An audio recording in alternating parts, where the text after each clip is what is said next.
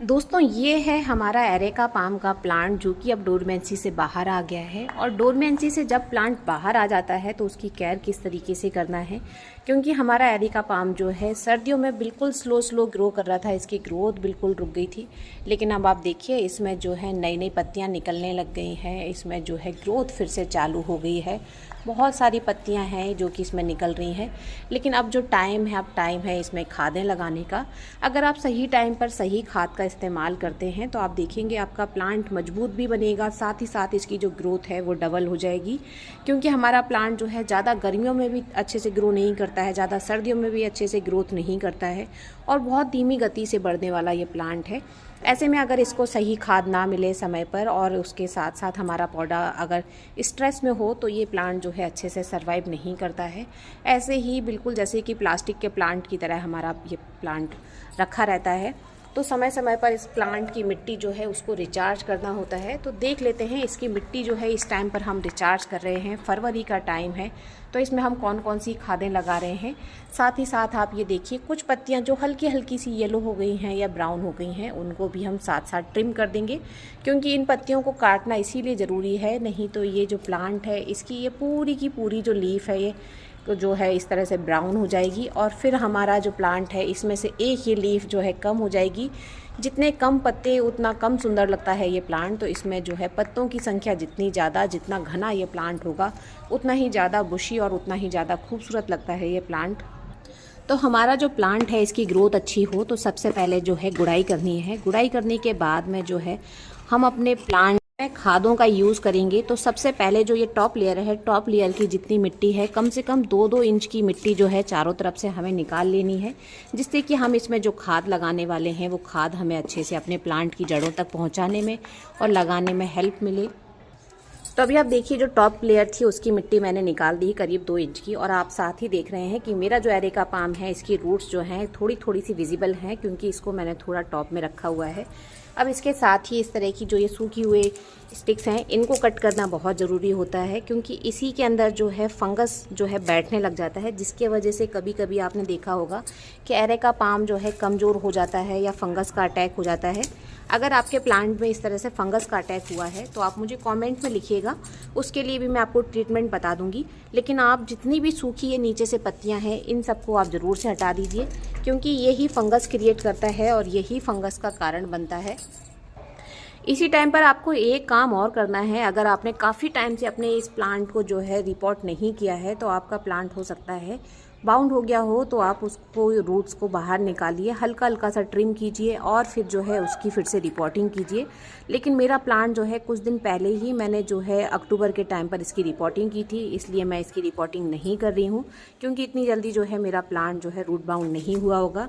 अब ये जो हमारा प्लांट है ये नाइट्रोजन से भरपूर इसको खाद चाहिए, इसलिए आप देखिए मैं करीब आधा किलो के करीब इसमें मैं जो है गोबर की खाद बहुत अच्छे से डाल रही हूँ, जिससे कि इसको नाइट्रोजन जितना अच्छे से मिलेगा उतना अच्छे से जो है हमारे प्लांट में नई नई लीव्स निकल कर आएंगी। कुछ खादों का कॉम्बिनेशन डाल रही हूँ, तो आप परेशान मत होइए कि इतनी सारी खादें क्यों, क्योंकि मैं हर 4 से 5 महीने में एक बार केवल अपने इस प्लांट में खाद लगाती हूँ। और ये प्लांट को आप जितने अच्छे से खादें देंगे, जितने अच्छे से इसका कॉम्बिनेशन होगा, उतने ही अच्छे से आपके प्लांट की जो आप एक ग्रोथ है वो देखिए वो बहुत अच्छे से होगी। तो सबसे पहले हमने इसको कार्बनिक खाद दी है, जो कि हमने गोबर की खाद डाली है।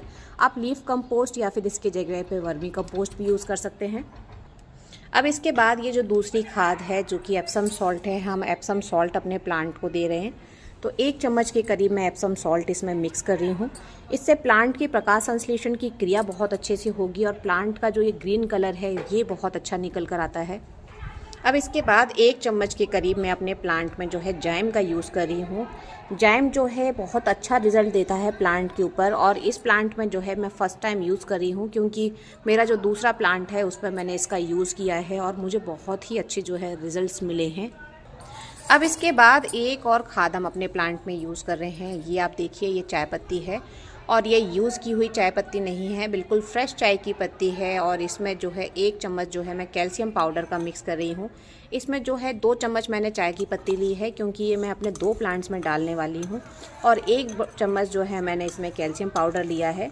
तो आपको अगर 1 प्लांट में डालना है तो 1 चम्मच चाय की पत्ती और आधा चम्मच जो है आपको कैल्शियम पाउडर मिक्स करना है। अगर आपके पास में कैल्शियम पाउडर नहीं है तो आप इसकी जगह पे जो है चूना का इस्तेमाल कर सकते हैं। अगर चूना भी आपके पास में नहीं है तो आप चॉक पाउडर का यूज़ कीजिए और इन दोनों चीज़ों को अच्छे से मिक्स करके इसको अपने प्लांट में डालिए। ये जो खाद मैंने आपके साथ में शेयर किए हैं या आप हर महीने अपने प्लांट में यूज़ कर सकते हैं, इसका कोई साइड इफ़ेक्ट नहीं है और इसके रिज़ल्ट आपको इतने अच्छे देखने के लिए मिलेंगे कि आप जब इन खादों को अपने प्लांट में डाल देंगे तो आपके प्लांट में जो है ढेर सारी नई नई पत्तियाँ निकल कर आएंगी।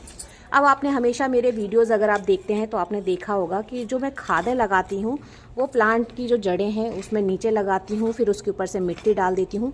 कभी भी टॉप लेयर के ऊपर जो है मैं खादें नहीं डालती हूँ। लेकिन हमारा एरेका पाम जो है इंडोर प्लांट है, ये धूप में नहीं रहता है, डायरेक्ट लाइट के कांटेक्ट में नहीं आता है, इसमें इनडायरेक्ट जो सनलाइट है वो पड़ती ही नहीं है।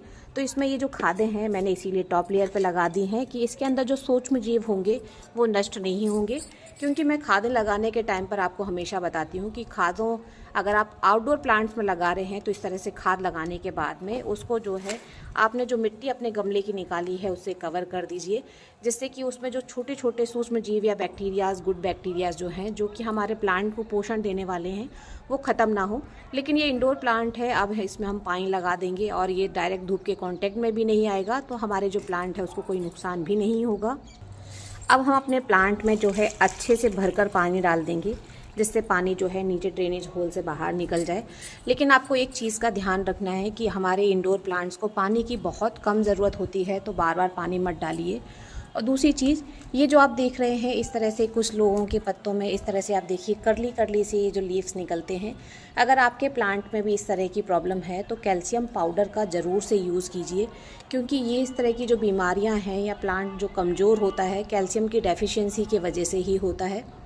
पत्तों का सही से ना निकलना, पत्तियों का या स्टेम का जो है आप देखिए इस तरह से पीला पड़ जाना या किसी तरह का रोग है तो ये कैल्शियम की डेफिशिएंसी को दिखाता है। तो आप जो है कैल्शियम पाउडर का यूज़ कीजिए। आप कैल्शियम पाउडर की जगह पर जो है आप चॉक का जैसे कि और चूने का यूज़ भी कर सकते हैं, लेकिन कैल्शियम पाउडर जो है ज़्यादा जल्दी और बेहतरीन तरीके से जो है रिजल्ट देता है।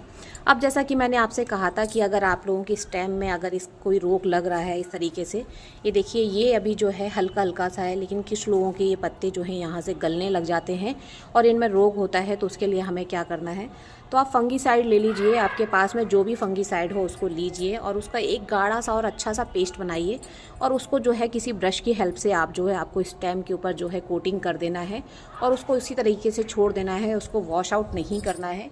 और ये प्रोसेस जो है आप 3 से 4 दिन में जो है कंटिन्यू करते रहिए।